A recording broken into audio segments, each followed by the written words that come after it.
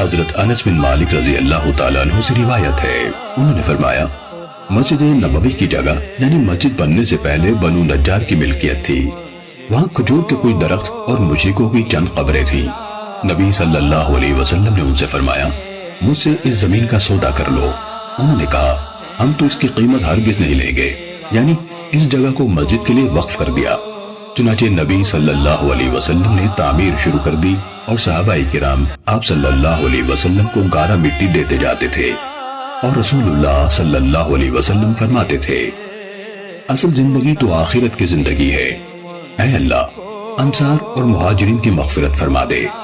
حضرت انس رضی اللہ تعالی عنہ نے فرمایا مسجد کی تعمیر سے پہلے نبی صلی اللہ علیہ وسلم جہاں نماز کا وقت ہو جاتا وہی نماز پڑھ لیتے تھے۔ سنن ابن ماجہ حدیث نمبر 742۔